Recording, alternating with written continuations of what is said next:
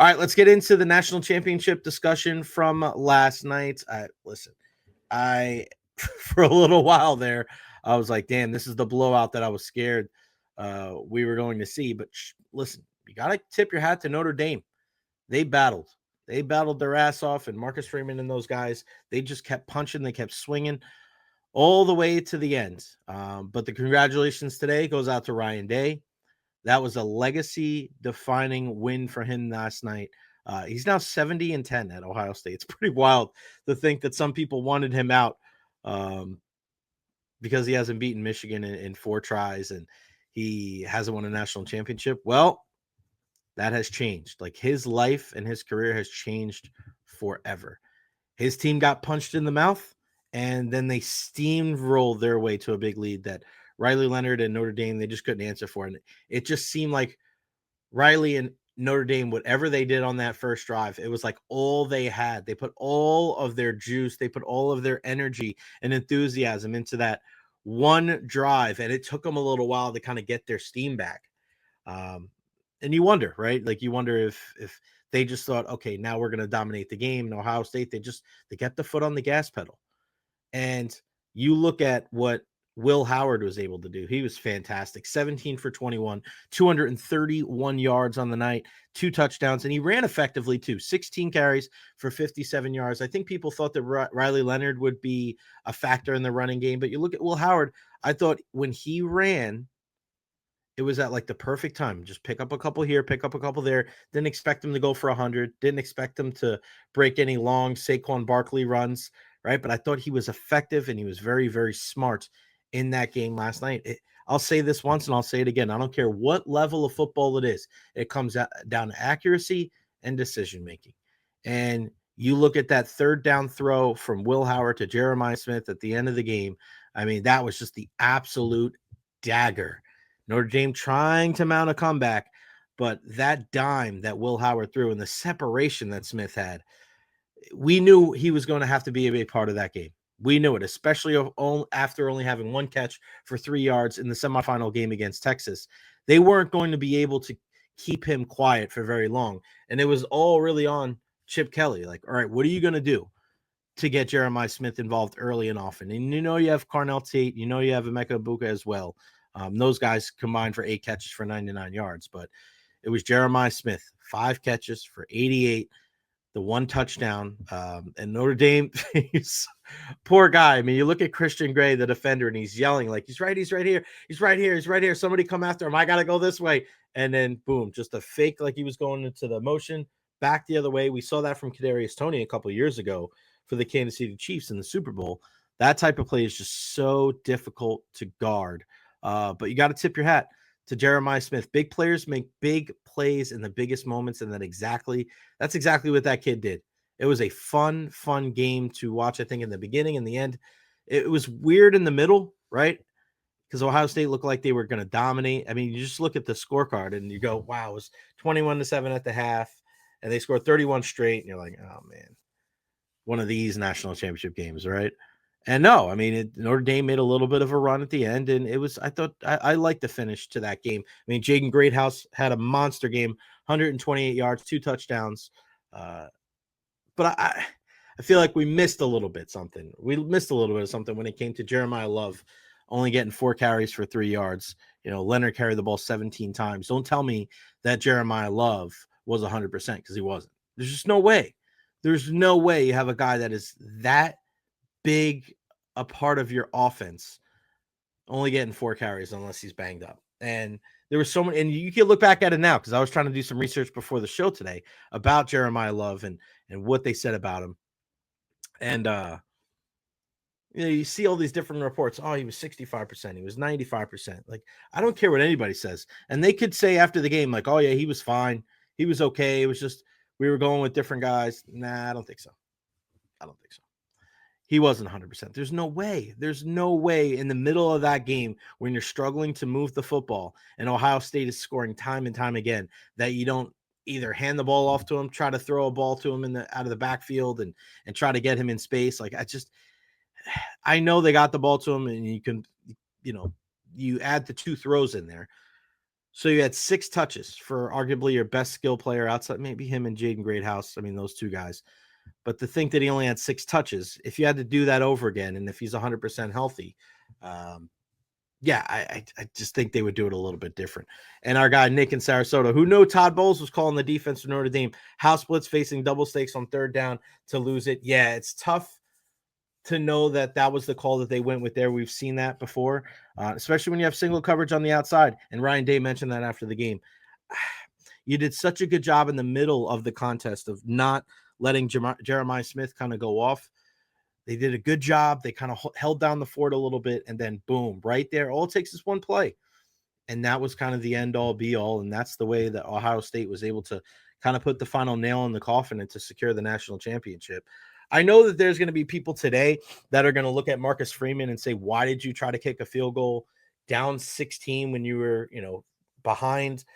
I didn't, as more as, as far as going back and forth with that rationale, I didn't necessarily hate the decision there. I didn't hate the decision for going for a field goal. You needed points in some form or fashion. And when you look at the 4th and goal situation, like they weren't anywhere close to the goal line. If you have any issues with that, I think it's the play calling leading up to it. I think on 1st and 2nd down, you got to get at least closer to the end zone. The fact that they were unsuccessful there and the fact that they were trying to, get a touchdown without trying to progress the football. Again, maybe it's different. And Jeremiah Love is 100%. I think that's what screwed him. And I think when you look at that Ohio State defense and you know that there's the barrier behind them with the end zone, they have so many good players. I think you got to try to at least get points in that situation. And yeah, and you look at Jeter, who made the kick to get him there, and he misses the kick. And it was such a weird angle on the right hash there. It almost seemed as he was lining up, it looked like he was going to miss it. You just don't see many field goals, right? It was weird. And he missed it, clanked it off the upright. But think about it. If he makes that field goal, okay, if they're within 13, right? And you just never know how the opposition is going to handle that point difference, right? You kick the field goal and you make it, you're up 13, you get the ball back, you get the touchdown, okay? And now you don't have to go for 2. Let's say you go for 7 there. So now instead of you're in a situation where it's 31 to, because they hit 15. They're at a position where they're 31-15. They kick the field goal. It's 31-18, right? They'll get a touchdown, or Notre Dame gets the ball back. They score the touchdown. They only go for 1 in that scenario. It's 31-26, right? So now Ohio State, maybe their play calling is different. They still could throw that, that deep pass. We could ultimately get to that scenario. But if Notre Dame knows that, hey, we don't have to just prevent a score, we have to prevent a touchdown, I think your defense might change a little bit. That may have gone into the rationale of thinking, that all out, zero blitz. If you know, like, hey, let's just keep everything in front of us. If they kick a field goal, that's fine.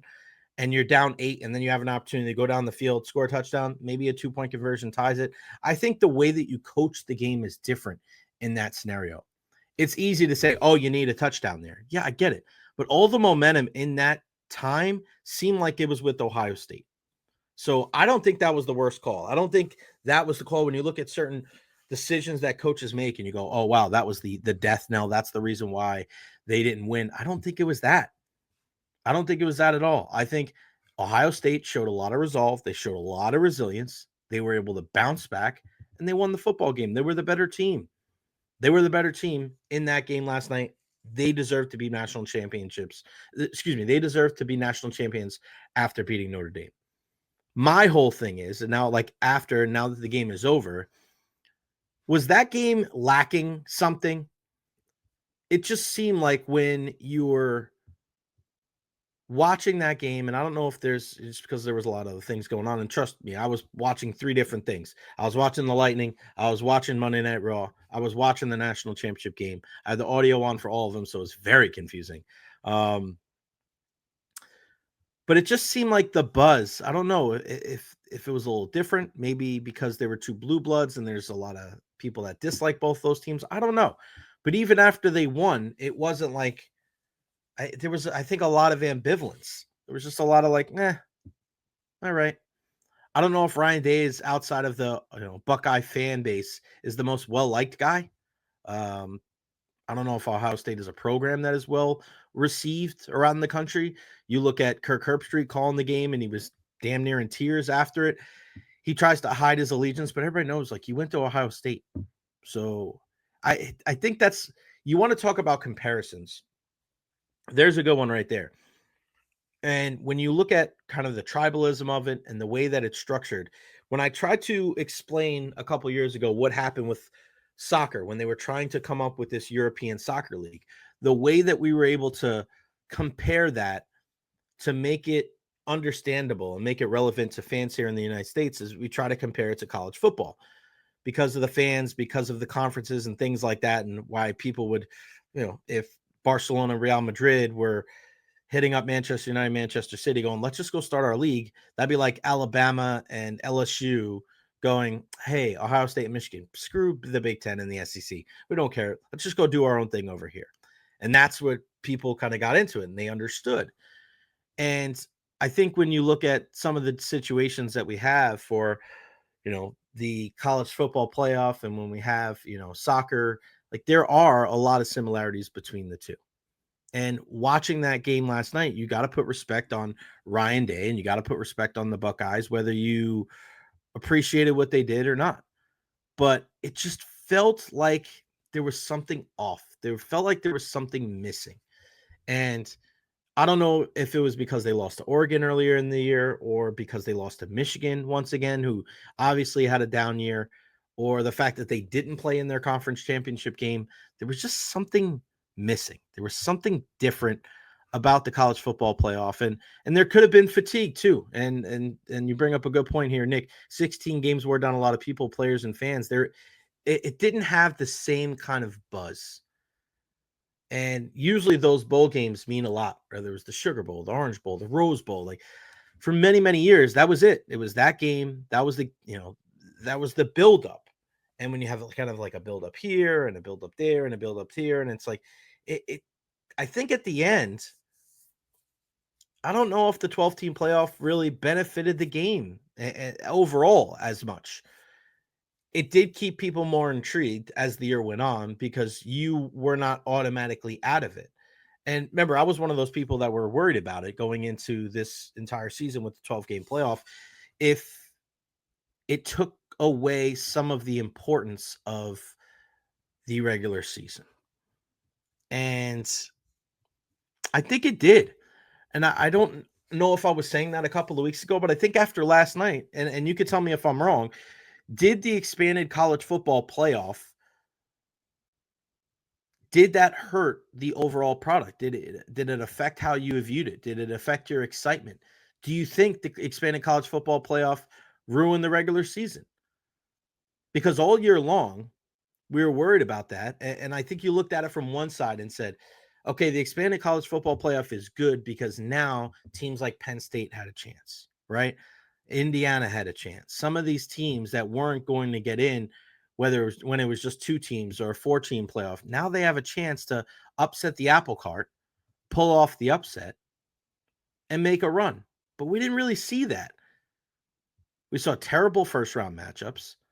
And then we saw a team in Ohio State where, again, they lost to, at the time, Oregon. They lost to, one of the best teams in the country. They lost to Michigan, their rival, who didn't have a good year. They didn't even participate in the conference championship game. So I think when it's all said and done now, we can agree, maybe we can agree, that the 12-team playoff did affect the regular season. And I don't think we realized it until after the fact because we were so excited that more teams were involved. But I think it takes away some of the, oh my God, if we don't win this week, we have no chance to win the national championship. And that was something that was so directly unique to college football that you didn't have anywhere else, even in the NFL. You can lose a couple games, you still make the playoffs, you can still make the Super Bowl. Nobody cares about what happens in the regular season. They don't. Buffalo lost at Baltimore in the regular season. Nobody cares. What Philadelphia did to the LA Rams in the regular season had nothing to do with what you saw in the playoffs. Didn't. But now in college football, where every single week these teams had that almost survive in advance kind of mentality, like we see in the NCAA tournament for college basketball, it's not the same anymore. And people are going to have to adjust. And I'm not one of those people that look at Ohio State's victory and think it's tarnished because, like, let's say they didn't beat Michigan. I think the only people that really care about that are the people that are involved in that rivalry directly. But it is different. It doesn't have that same punch. Ryan Day isn't like elevated now. And I think it did change his life. It did change his career. I don't want to take anything away from him. But I didn't see a lot of people last night on social media, giving Ryan Day a ton of credit. If anything, people are looking at the $20 million that they were able to spend to keep their players there and to bring people in as like, okay, Ohio State won. The Dodgers won the World Series. It was kind of in that same vein, like, wow, you outspent everybody else and you won. Like, woohoo. Congratulations for winning the championship that the majority of the people in the country that were betting on it were laying money on you. So yeah, I think, and I don't want to say it was a stinker. It wasn't a stinker, but it was different. That was one of the most unique finishes to a college football game. And I'm not talking about just how the game ended, but just the overall, like how it was perceived by the country. It wasn't the same. And I don't know if I necessarily like it. I don't. I don't think more teams are better. I think you should get it down to 8 and then go from there. I don't want to see buys. I don't want to see first round blowouts. If you're seeing blowouts in the college football playoff, like what is it for? Like I don't get it. It doesn't make sense to me. I think 4 might be too few. I think 12 is certainly too much. Let's get it down to 8. And eventually, you go for your conference champions, a couple of wild cards. Don't tell me that Alabama should have been in there. They shouldn't have been. But it's just, I don't know.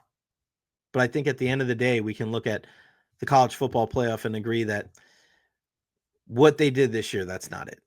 That's not it.